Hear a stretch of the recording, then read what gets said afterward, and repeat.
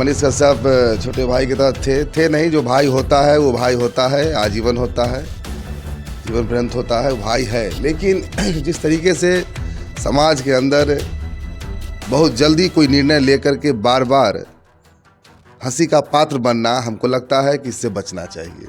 इस तरीके से कोई निर्णय लेकर के भाजपा को छोड़ेंगे, हम ये करेंगे वो करेंगे, आकर के लोगों के बीच सिंपैथी क्रिएट करना और तुरंत पता चला कि उस सिंपैथी को सम्मान नहीं दिया जाना, तुरंत वापस हो जाना, तो हमको लगता है कि इससे उनका जो कद है वो नीचे की ओर जा रहा है।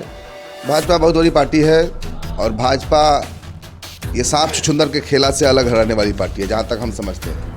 बहुत बड़ा विजन है, बहुत बड़ा सोच है इस भारत को लेकर के। यही कारण है कि राहे बगाहे हिंदू संगठन के लोग उनका समर्थन भी करते रहे हैं। हमको नहीं लगता है कि इतनी छोटी चीज़ों के लिए भाजपा का रणनीतिक मंडल इस प्रकार से उलझेगा, इसमें सहयोग करेगा। नहीं, बिल्कुल नहीं, कदापि नहीं, गलत। सांप छुछुंदर वाला खेल तो समझ में मतलब लोग चर्चा कर ही रहे हैं, लेकिन ये भी चर्चा है, क्या मनीष कश्यप को ये भी पता चल चुका है कि भाजपा मुझे टिकट देने नहीं जा रही है और मुझे इस्तेमाल कर रही है भाजपा? अगर उनको ऐसा समझ में आ रहा है तो एक तरह से प्रेशर पॉलिटिक्स भी खेल सकते हैं मनीष कश्यप। हमको लगता है कि प्रेशर पॉलिटिक्स अगर वो खेलने का इस तरीके का कुछ हथकंडा अपना रहे हैं तो कुछ हाथ नहीं आने वाला है। क्योंकि भारतीय जनता पार्टी एक बहुत बड़ी पार्टी है, स्पष्ट रूप से राष्ट्रवाद की विचारधारा से ओतप्रोत पार्टी है और हल्कापन, बचपना दिखाना, इस तरीके का नखरे करना, भाजपा को इससे प्रेशर नहीं है। जब अगर आप किसी विचारधारा के साथ जुड़ते हैं तो उस पार्टी लाइन का अपना एक गाइड होता है, उसके अनुरूप आपको आगे बढ़ना पड़ता है। लेकिन जब आप स्वतंत्र हैं, पत्रकारिता जगत में है अथवा किसी भी क्षेत्र में है, वह आपका अपना मंच है। देश में इन दिनों मनीष कश्यप की खूब चर्चा हो रही है। देखिए, चर्चा के केंद्र में मनीष कश्यप आ गए हैं। अब क्यों आ गए हैं?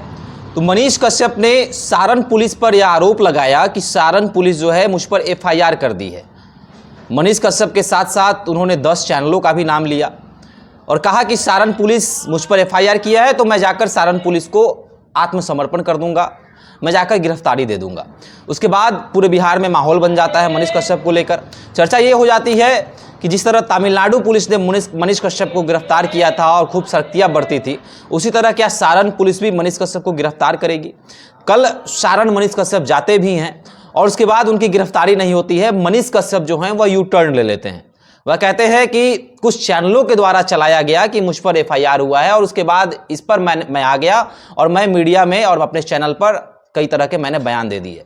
देखिए, मनीष कश्यप को लेकर चर्चा अब ये हो रही है कि मनीष कश्यप को क्या कहा जाए? क्या भाजपा नेता कहा जाए? क्या यूट्यूबर कहा जाए? क्या पत्रकार कहा जाए? क्या कहा जाए आखिर मनीष कश्यप को? मनीष कश्यप कभी भाजपा में रहते हैं तो कभी कहते हैं कि मैं भाजपा के पार्टी की सदस्यता को त्याग रहा हूं, रिज़ाइन दे रहा हूं, मैं पार्टी से हट रहा हूं। कभी आकर खुलेआम जो है मीडिया चैनलों में कुछ बोलने लग जाते हैं। देखिए, कई तरह की चर्चाएं हैं। उनके जो आस पड़ोस के लोग हैं, उनके जो मित्र हैं, उनके जो संबंधी हैं, अब वो भी मनीष कश्यप को लेकर अपने बयान देने लगे हैं। देखिए, हमारे साथ आज बड़े ही एक खास मेहमान जुड़े हैं। राजीव ब्रह्मऋषि जी हैं, मनीष कश्यप के काफ़ी करीब हैं, अपना छोटा भाई ये मनीष कश्यप को कभी मानते थे। हिंदू पुत्र संगठन के संस्थापक हैं और साथ ही साथ मनीष कश्यप भी इस संगठन में कभी रह चुके हैं। बातचीत करेंगे, सीधा जुड़ेंगे। राजीव जी, कैसे देखते हैं मनीष कश्यप जो इन दिनों जो कुछ भी कर रहे हैं? कहा जा रहा है कि नीतीश कुमार की मानसिक स्थिति सही नहीं है, लेकिन अब तो मनीष कश्यप के लोग भी चर्चा करने लगे हैं। क्या अभी मानते हैं ये चीज़? देखिए, आपने कहा कि मनीष कश्यप छोटे भाई की तरह थे नहीं। जो भाई होता है वो भाई होता है, आजीवन होता है, जीवन पर्यंत होता है, वो भाई है। लेकिन जिस तरीके से समाज के अंदर बहुत जल्दी कोई निर्णय लेकर के बार बार हंसी का पात्र बनना, हमको लगता है कि इससे बचना चाहिए। प्रशासन के द्वारा उनको इसकी सूचना दी गई, ऐसा उन्होंने कहा कि हमको हमारे कोई करीबी प्रशासन के लोगों ने इस तरीके की जानकारी दी। मीडिया से भी जानकारी आई, इन्होंने कहा था, लेकिन जो प्रशासन के लोग इनको जानकारी देने का काम किए थे, या तो उनको गलत जानकारी दिए थे या जानकारी नहीं दिए थे, जो भी विषय हो। कुल मिलाकर के हम यही कहना चाहेंगे कि अगर लोगों का सहयोग, लोगों का समर्पण, लोगों का समर्थन आपको मिलता है, लोग आपको देखते हैं, तो आपको जल्दबाजी से बचना चाहिए। अगर जो भी कुछ हुआ, जो भी आपके ऊपर FIR हुआ FIR नहीं हुआ, पूरी पड़ताल होने के बाद में आप जनता को संबोधन करते ज़्यादा अच्छा रहता। इस तरीके से कोई निर्णय लेकर के भाजपा को छोड़ेंगे, हम ये करेंगे वो करेंगे, आकर के लोगों के बीच सिंपैथी क्रिएट करना और तुरंत पता चला कि उस सिंपैथी को सम्मान नहीं दिया जाना, तुरंत वापस हो जाना, तो हमको लगता है कि इससे उनका जो कद है वो नीचे की ओर जा रहा है। इससे छोटा भाई है बचे। चर्चा ये है कि क्या भाजपा से पहले बातचीत हो गई थी और ये सारा प्लानिंग के तहत किया गया कि मैं जाकर पार्टी की ऐलान कर दूंगा कि पार्टी से मैं हट रहा हूं और उसके बाद जो है सारण में जाकर आत्मसमर्पण करूंगा और फिर आप जो है मेरा जो सदस्यता है जो मैं रिजाइन दे रहा हूं उसको आप वापस ले लीजिएगा। आप क्या ऐसी बातचीत जो है भाजपा के साथ हुई थी? भाजपा बहुत बड़ी पार्टी है और भाजपा ये सांप छुछुंदर के खेला से अलग रहने वाली पार्टी है, जहाँ तक हम समझते हैं। बहुत बड़ा विजन है, बहुत बड़ा सोच है इस भारत को लेकर के। यही कारण है कि राहे बगाहे हिंदू संगठन के लोग उनका समर्थन भी करते रहे हैं। हमको नहीं लगता है कि इतनी छोटी चीज़ों के लिए भाजपा का रणनीतिक मंडल इस प्रकार से उलझेगा, इसमें सहयोग करेगा। नहीं, बिल्कुल नहीं, कदापि नहीं, गलत। सांप छुछुंदर वाला खेल तो समझ में मतलब लोग चर्चा कर ही रहे हैं, लेकिन ये भी चर्चा है कि क्या मनीष कश्यप को ये भी पता चल चुका है कि भाजपा मुझे टिकट देने नहीं जा रही है और मुझे इस्तेमाल कर रही है भाजपा? अगर उनको ऐसा समझ में आ रहा है तो एक तरह से प्रेशर पॉलिटिक्स भी खेल सकते हैं मनीष कश्यप। हमको लगता है कि प्रेशर पॉलिटिक्स अगर वो खेलने का इस तरीके का कुछ हथकंडा अपना रहे हैं तो कुछ हाथ नहीं आने वाला है, क्योंकि भारतीय जनता पार्टी एक बहुत बड़ी पार्टी है, स्पष्ट रूप से राष्ट्रवाद की विचारधारा से ओतप्रोत पार्टी है और हल्कापन, बचपना दिखाना, इस तरीके का नखरे करना भाजपा को इससे प्रेशर नहीं है। जब उन्होंने आडवाणी जी को, मुरली मनोहर जोशी को और एक से बड़े एक जो इस भाजपा को खड़े करने वाले, स्थापित करने वाले लोग रहे हैं, जब लगा कि संगठन को किसी और के कंधे की आवश्यकता है, इनको यहाँ आराम दिया जाए, तो वहाँ तो जब देर नहीं लगा तो कोई आदमी आकर के इस तरीके से अगर कोई नाटक करना चाहेगा तो हमको नहीं लगता है इसकी कोई विशेष संभावना भारतीय जनता पार्टी के पास बचेगी। अच्छा, दो फ्रेम में मनीष कश्यप को देखा गया। जब वो जेल गए उससे पहले का मनीष कश्यप और जेल से जब बाहर आए उसके बाद का मनीष कश्यप, दोनों में काफ़ी अंतर रहा। जेल से पहले जो है मनीष कश्यप सड़कों पर गरजते हुए नज़र आते थे, लेकिन वहीं अब के मनीष कश्यप जो हैं वह थोड़े शांत हो गए हैं जेल के बाद। लोग ये कहते हैं कि मनीष कश्यप ने जब से भाजपा पार्टी को ज्वाइन किया तब से उनके राग जो है उनके बदल गए, उनके सुर बदल गए। तो कैसे देखते हैं आपके अनुसार, पहले वाले मनीष कश्यप ठीक थे या फिर जेल के आने के बाद वाले जो सेकेंड नंबर फ्रेम में है मनीष कश्यप वो सही थे आपके अनुसार? देखिए, आपने दो प्रश्न किया है। एक प्रश्न कि जेल जाने के पूर्व और जेल जाने के बाद वो बदल गए, और क्या इस तरीके से उनका बदलना सही है? देखिए, अगर आप किसी विचारधारा के साथ जुड़ते हैं तो उस पार्टी लाइन का अपना एक गाइड होता है, उसके अनुरूप आपको आगे बढ़ना पड़ता है। लेकिन जब आप स्वतंत्र हैं, पत्रकारिता जगत में हैं अथवा किसी भी क्षेत्र में है, वह आपका अपना मंच है, तो आप अपनी स्वतंत्रता के आधार पर अभिव्यक्ति वहाँ करते हैं। लेकिन अगर आप किसी पार्टी के साथ, किसी संगठन के साथ जुड़ जाते हैं, फिर आप उस पार्टी का चेहरा बन जाते हैं। उसके बाद आप जो भी कुछ बोलेंगे वो पार्टी का लाइन होगा। तो हमको लगता है कि उसमें उनको परेशानी सामने दिख रही होगी और दिखना भी चाहिए। आप स्वतंत्र हैं, आपका अपना निर्णय हो सकता है। अगर पार्टी के साथ गए तो पार्टी की अपनी विचारधारा है, उसका निर्णय है, उसकी बातों पर आपको चलना पड़ेगा, उसके इशारों पर आपको बोलना पड़ेगा, ये तो है। और इससे अलग आप होते हैं तो आप बागी कहे जाएंगे। तो इसमें कहीं कुछ बहुत बड़ा इशू नहीं है। जब वो स्वतंत्र पत्रकार थे, समाज के बीच, समाज के रोज़मर्रा से संबंधित विषयों पर लाइव आया करते थे, बोला करते थे। लेकिन उसके बाद तो उनका दृष्टिकोण भाजपा, नरेंद्र मोदी, संघ परिवार, जो आदेश आएगा उसके अनुरूप उनको बोलना करना है। और दोनों में सामंजस्य नहीं बैठा पाने की स्थिति में वो तिलमिला जाते हैं, कभी कभी बचपना हरकत उनमें दिखता है। तो हमको लगता है कि थोड़ी परिपक्व होने की आवश्यकता है और एक मार्ग तो चुनना पड़ेगा। या तो आप पत्रकार हों या आप लीडर हों। आप लीडर होकर के पत्रकारिता करते हैं तो वह पत्रकारिता किसी भी तरीके से एक पक्षीय ही दिखेगा। आप सार्वजनिक रूप से सबके लिए नहीं होंगे, ऐसी लोगों की मान्यता आपके प्रति होगी। चलिए, पत्रकार की चर्चा हुई है तो मेरे साथ एक पत्रकार भी बैठे हैं, मेरे सहयोगी अनीस जी बैठे हैं। हाजीपुर वैशाली ज़िले में काफ़ी लोकप्रिय है। बातचीत करेंगे। राजीव जी ने कहा है कि या तो आप पत्रकार होइए या फिर आप नेता होइए या फिर आप लीडर होइए। सहमत हैं आप इस बात से? बिल्कुल शुभम जी, बहुत बहुत धन्यवाद, आपने मुझे ये मौका दिया राजीव सर के साथ बैठ के बात करने के लिए।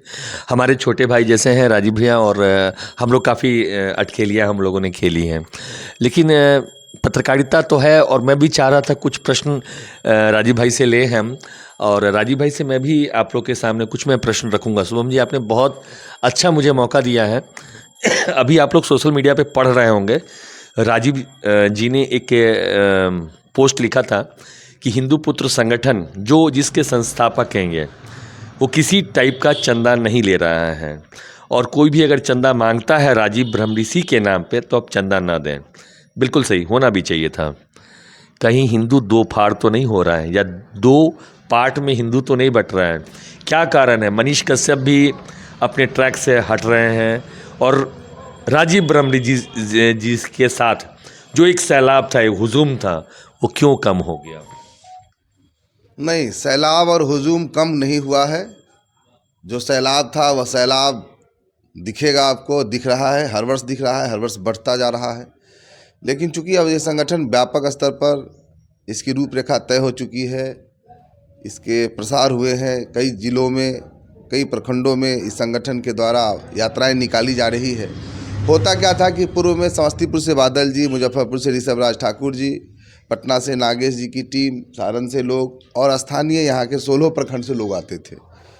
मैंने धीरे धीरे इस विषय को कि आप जहाँ से हो वहाँ भी इस यात्रा को निकाला जाए, ताकि इसका प्रसार हो, हर जगह सब लोगों को मौका मिले। तो ये सारे लोग, इवन हमारे ज़िले के अंदर गोरौल प्रखंड में सुमन जी हैं, वो वहाँ निकालते हैं, गोरौल में निकलता है, पटेटी बेलसर में निकलता है, मनार में निकलता है, लालगंज में निकलता है, राजा पाकर में, तो इस तरीके से कन्हौली में निकलता है, तमाम राघोपुर में निकलता है। तो वो सब लोग जो यहाँ आया करते थे, अब अपने अपने ब्लॉक में, अपने अपने क्षेत्र में वो लोग निकाल रहे हैं। तो वो लोग कहीं ना कहीं यहाँ से अगर निकले हैं तो एक तादाद उनकी कम हुई है। दूसरा है कि लोकल यहाँ पर जो शहर का क्राउड है वो कल भी था, आज भी है और आगे भी रहेगा। उसमें से कुछ ऐसे लोग होते हैं जो नहीं मेरे साथ खड़े होना चाहते हैं, तो उन तमाम जगहों से भी निकल के आते हैं। लेकिन चूंकि उसी दिन सब जगह पर यात्राएं निकाली जाती है, इसलिए उन लोगों का आना कम हुआ है। रही दूसरी बात कि चंदे वाली बात, तो चंदे वाली बात में स्पष्ट रूप से मैंने कल भी कहा है, आज भी कह रहा हूं, और यह मेरा कल का भी निर्णय है। हिंदू पुत्र संगठन वैशाली जिला मुख्यालय हाजीपुर बाजार में चंदा नहीं ले रहा है, और हमारा कोई कार्यकर्ता चंदा लेने जाता है, मेरी बात करता है, संगठन की बात करता है, उसको रोकना है, ठंडा पानी पिलाना है और हमसे सवाल करना है, फ़ोन करना है, हम समझेंगे क्या किया जाए। राजीव जी, एक प्रश्न और है। याद होगा कश्मीर फाइल्स आई थी और आपने पूरा हॉल बुक कर दिया था, दोनों हॉल, और लगभग सभी शो और सारे हिंदू पुत्र संगठन के सभी लोग, मैं भी था आपके साथ उस फिल्म को देखने में। सर, क्या कारण है? क्या बिना चंदे के ये रैली संभव है, और अगर है तो कैसे?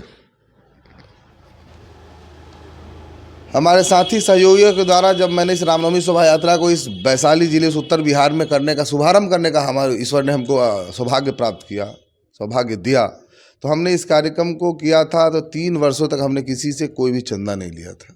लेकिन बाद में समाज के लोगों ने कहा कि आप हमसे आंशिक सहयोग लीजिए, तब ऐसे लगेगा कि हमारा भी योगदान है और हम हिस्सा है इसके। हमने तब लोगों के बीच जाना उचित समझा और लोगों के बीच गए। लेकिन जो स्थिति अब बनी है इस वैशाली ज़िले के मुख्यालय केंद्र हाजीपुर में, यह काफ़ी दुखद है, चिंताजनक है। रामनवमी के दिन, उससे 10 दिन 20 दिन पहले हर वर्ष कई संगठन आकर के खड़ा हो जाता है, वही व्यापारी, वही रामनवमी शोभा यात्रा, लेकिन लोगों के बीच जाकर के एक व्यापारी के पास 4, 5, 10 संगठन जाएगा, बोलेगा कि आप रामनवमी यात्रा को लेकर के शोभा यात्रा निकालनी है, आप चंदा दीजिए। कितना परेशान होता है हमारा व्यापारी वर्ग। श्रद्धा के साथ अगर आपको कोई स्वीकार करना चाहता है, वहाँ श्रद्धा पीछे हट जाता है, दबाव दिखने लगता है। हमको लगता है कि हिंदुओं को जोड़ना, हिंदुओं को एकजुट करना, आस्था के साथ जोड़ना, इन तमाम ज़रूरतों के बीच मुसीबत बन कर के आ जाता है ये चंदा नाम का विषय। हमने कहा कि चंदा बंद कीजिए।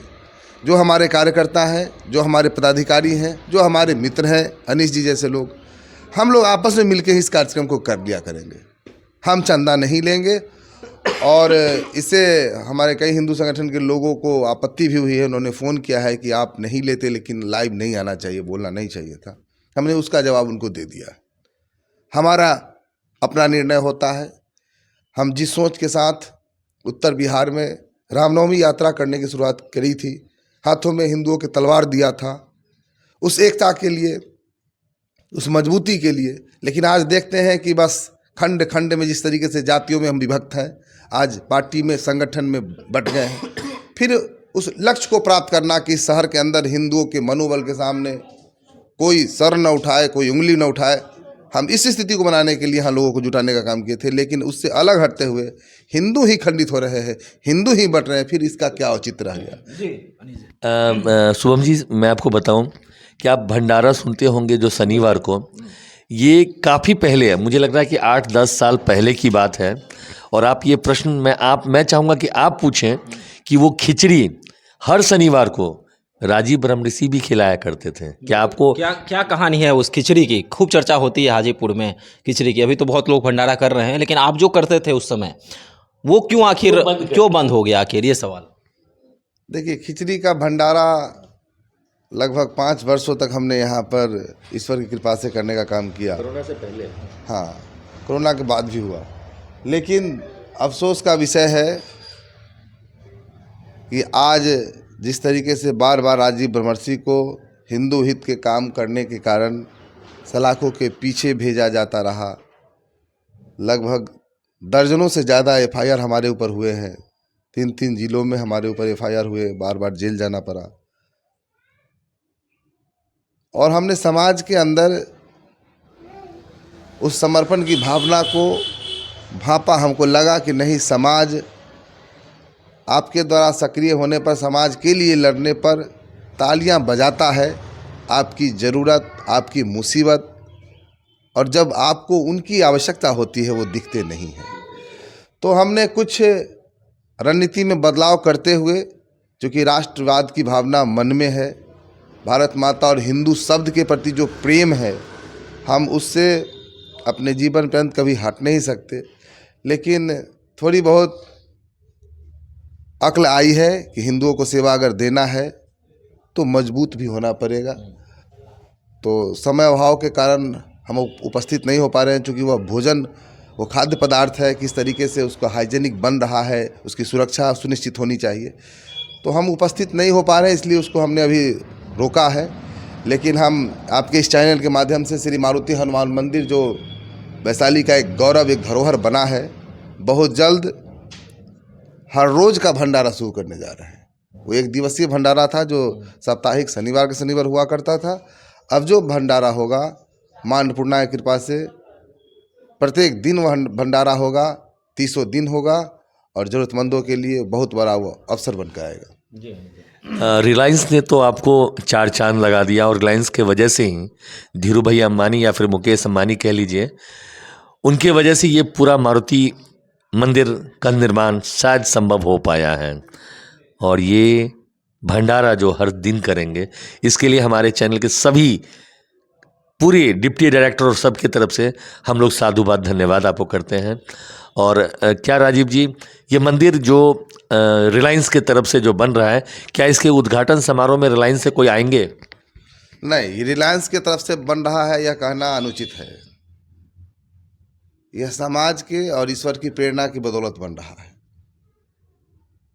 सहयोग इसमें आपका भी है, सहयोग इसमें अंबानी जी का भी है, सहयोग इसमें हमारे सचिव महोदय जिन्होंने सबसे पहले लगभग 45 लाख रुपए देने का काम किया, उनका भी है, अंबानी जी का तो है। और सबसे ज़्यादा हम कहेंगे कि इसमें अगर परिश्रम किसी का है, सेवा किसी का है, तो पूज्य राघवेंद्र दास महाराज की है, जो हमारे महंत हैं, जिन्होंने सेवा किया है। लगभग 40 वर्षों से इस मंदिर की सेवा करते आ रहे हैं। जब तक यह मंदिर रामाशीष चौक पर था तो लोगों के जहन में, लोगों की जानकारी में एक छोटा मंदिर के रूप में था, लेकिन प्रसिद्धि इसकी थी। लोग वहाँ आते थे, जो भी बस पड़ाव को लेकर के वहाँ पर यात्री आया करते थे, उनको वहाँ पर ठहरने की व्यवस्था थी। वो लोग रुकते थे, प्रसाद ग्रहण करते थे। उसी प्रसाद को आज भंडारा का रूप दिया जाएगा। आज भी वहाँ पर आएंगे जो यात्री, जो हमारे साधु संत आएंगे संत निवास में, वहाँ आज भी उनका निवास होगा। तो उस विचारधारा को आगे बढ़ाया गया है, लेकिन इस विचारधारा को स्थापित करने वाले राघवेंद्र जी सरकार है, तो उनको बहुत बहुत धन्यवाद है, जो श्री मारुति हनुमान मंदिर के महंत हैं और हनुमान गढ़ी में वो पुजारी हैं। रामनवमी आने वाला है, क्या इस बार भी शोभा यात्रा निकाली जा रही है? शोभा यात्रा निकाली जा रही है, मजबूती के साथ निकाली जा रही है। कुछ रूपरेखा में बदलाव हमने अपने संगठन को लेकर के किया है, लेकिन यात्रा होगी, अद्भुत होगी, सुरक्षित, सुलभ, सुंदर होगी। चलिए, तो हिंदू पुत्र राजीव ब्रह्मऋषि जी से बातचीत हुई, कई मुद्दों पर बातचीत हुई, मनीष कश्यप को लेकर, सनातन को लेकर, और इनके जो कार्य रहे हैं, भंडारा खिचड़ी जो कहीं ना कहीं हाजीपुर पूरे वैशाली ज़िले में प्रसिद्ध था।